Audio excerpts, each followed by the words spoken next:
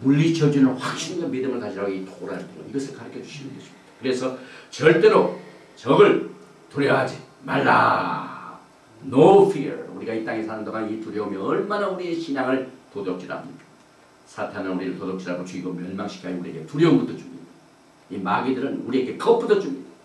그러나 우리는 절대로 이 토라를 바탕으로 두려워해서는 안 될 것이다. 신명기 1장 21절에 너희 하나님 여호와께서 이 땅을 너희 앞에 두셨은즉 너희 열조의 하나님 여호와께서 너희에게 이르신 대로 올라가서 얻으라. 아멘. 두려워 말라. 아멘. 주저하지 말라. 아멘. 한절. 하나님께서 우리에게 주신 엄청난 이 영적인 기업은요, 절대로 두려워하지 말고 이것을 얻어야만 됩니다. 우리가 이것을 찾아야만 됩니다. 아멘. 절대로 주저하면 안 됩니다. 신명기 3장 2절에 여호와께서 내게 이르시되 그를 두려워 말라. 내가 그와 그 모든 백성과 그 땅을 내 손에 붙였으니 내가 헤스본에 거하는 아모리 족속의 왕 시온에게 행한 것 같이 그에게도 행할 것이라 하시고. 신명기 3장 22절에 너희는 그들을 두려워하지 말라. 너희 하나님 여호와 그가 너희를 위하여 싸우시라 하였나라. 이스라엘 백성들은 불신과 두려움으로 40년 동안 고생했습니다. 그러나 절대로 새로운 세대는 그러지 말라. 내가 너를 위하여 계속 싸워주겠다. 그러니 두려워하지 말라. 이것을 다시 한번 이스라엘 백성들 제2세대들에게 가르칩니다. 그 다음에 이제 우리가 또 한 가지 생각할 것은 지난 7월 30일은 앞달의 9일 이제 금식이 다 끝나고 난 뒤에 다모스 17일부터 20일 동안 금식하고 회개한 그 치욕의 날이 끝난 그날부터 비전의 안식을 이스라엘 백성들에게 주십니다. 통례적으로 매년 이 아벌의 9일에는 금식을 하면서 그 다음 주실 하나님의 이 비전과 이상을 가르치는 이사야서 말씀을 읽습니다. 이사야서 1장 1절에 유다왕 오시아와 요담과 아스와 히스기야 시대에 아모스의 아들 이사야가 유다와 예루살렘에 대하여 본 이상이라.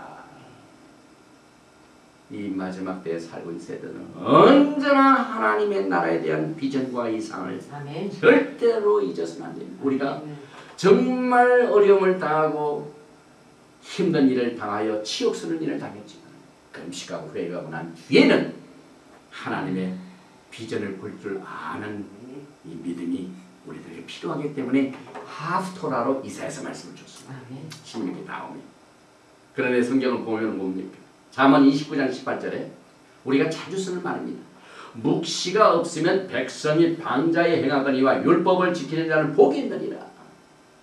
다시 말하면 이 비전이 없는 백성은 망한다 하고 우리는 언제나 말씀을 읽어왔습니다. 그런데 이 토라의 뿌리를 보면은요, 뭘 의미하냐면은 토라의 비전이 없으면 백성은 망한다. 다시 말하면 신앙생활을 해도요, 우리가 예수님을 믿고 하나님의 은혜를 체험하면서 이 땅에 이 크리스찬이티 신앙생활하면서도 이 토라의 비전이 없으면은요 방자에 행합니다. 자기가 잘나서 그런 줄 알고 잘못 신앙생활하기가 참 쉽다 이 말입니다. 묵시가 없으면 백성이 방자에 행하거니와 율법을 지키는 자는 복이 있느니라. 그래서 이 토라의 비전과 율법의 그 말씀을 순종하는 자는 하나님께서 겸손하게 들어주십니다. 이것이 마지막 때에 토라를 통한 우리에게 주시는 비전인 것입니다. 그래서 이 사진을 보면은 이 소경이 지금 강아지를 데리고 걸어갑니다. 그 앞에 이 토라 돌판입니다. 이 토라 돌판을 누가 싹 없애버렸어요. 이건 옛날 구닥다리 토라니까 우리들에게는 관계가 없다. 이걸 빼버렸습니다. 빼버렸으니 이 맹인이 여기 한 발자국만 짚으면 어떻게 됩니까? 그만 넘어지고 자빠집니다. 이것이 마지막 때 우리들에게 주시는 토라 신앙의 아름다움의 필요성을 여기서 이 그림으로 표현하고 있습니다. 그리고 또 한 가지, 이 앞달의 9일 금식이 끝나고 난 뒤에 또 있는 것이 에레미야 예가입니다. 에레미야 애가 1장 1절과 2절에 슬프다 이 성이여 본래는 거민이 많더니 이제는 어찌 그리 정막이 앉았는고 본래는 열국 중에 크던 자가 이제는 과부 같고 본래는 열방 중에 공주되었던 자가 이제는 조금 들은 자가 되었도다. 밤새도록 애국하니 눈물이 뺨에 흐름이여 사랑하던 자 중에 위로하는 자가 없고 친구도 다 배반하여 원수가 되었도다. 그런즉 나 홀로 어찌 능히 너희의 괴로운 것과 너희의 무거운 짐과 너희의 다툼을 감당할 수 있으랴. 신명기 1장 12절과 연결되는 에레미야 애가의 말씀입니다. 이것은 뭘 의미하냐면 하나님의 말씀을 순종하고 하나님의 말씀을 겸손히 받아들여 행하던 이것을 이제는 물질이 풍부해지고 모든 것이 다 풍부하니까 그것을 의지함으로 말미암아 결국은 그 결과가 어떻게 됩니까? 그래서 예루살렘이 파괴된 이유를 우리가 영적으로 잘 분석을 해보면 마지막 때 영광의 예수 그리스도를 만나는 그날까지 우리가 어떻게 아름다운 토라의 신앙을 통하여 주님을 맞이할까 하는 비결을 배우게 됩니다. 이사야서 1장 2절과 3절에 하늘이 들으라 땅에서 귀를 기울이라 여호와께서 말씀하시기를 내가 자식을 양육하거늘 그들이 나를 거역하였도다. 손은 그 임자를 알고 나 귀는 주인의 구유를 알건만은 이스라엘은 알지 못하고 나의 백성은 깨닫지 못하는도다 하셨도다. 여기서 하늘과 땅이 정리되어 가지고 이 메시지를 여러분과 제게 줍니다. 이사야서 1장 9절과 10절에 만군의 여호와께서 우리를 위해 조금 남겨두지 아니하셨다면 우리가 소돔 같고 고모라 같았으리로다. 너의 소돔에 관한들아 여호와의 말씀을 들을지어다. 너의 고모라의 백성아 우리 하나님 법에 귀를 기울일지어다. 결국 예루살렘이 파괴된 이유 하나님의 백성들이 법에 귀를 기울이지 않았기 때문에 그렇습니다. 그래서 소돔과 같고 고모라 같이 그래서 요한계시록 11장 8절에 보면은 두 증인이 나가서 복음을 증거하다가 놀라운 사건들이 벌어지고 그래서 저의 시체가 죽임을 당합니다. 그래서 저의 시체가 큰 성길에 있으리니 그 성은 영적으로 하면 소돔이라고도 하고 애굽이라고도 하니 곧 저희 주께서 십자가에 못 박히신 곳이니라. 이게 어딥니까?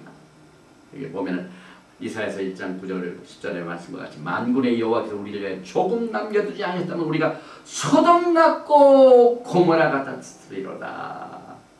예루살렘 성전이 파괴된 이유가 뭡니까? 하나님의 법에 귀를 기지 않았습니다.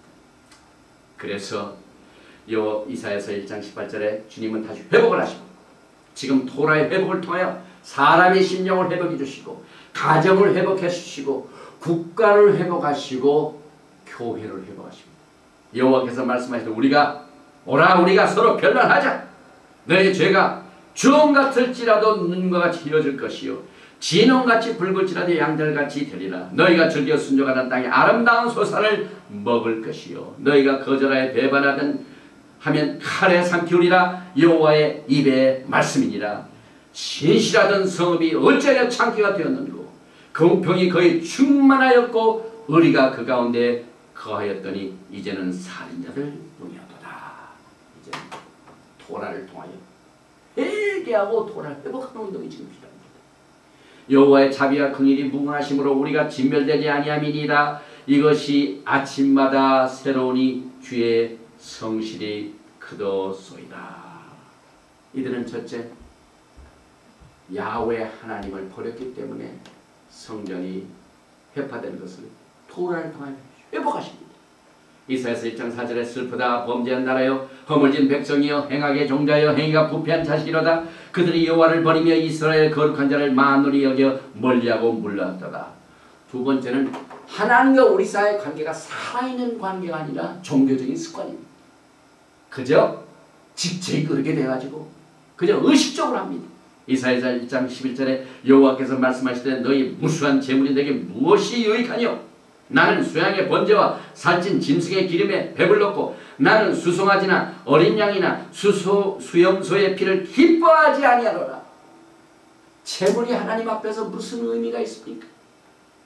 만물을 지으신 하나님이 그것을 탐하십니까? 하나님의 백성들이 하나님의 그 사랑의 관계를 그저 제도적으로 깨닫고 그저 텅 빈 종교적인 입장에서 하나님을 섬겼기 때문에 이스라엘 백성들이 또 성전이 회파된 것을 우리는 거울로 삼게 됩니다. 그들은 또 공의를 실천치 않았습니다. 이사야서 1장 16절과 19절에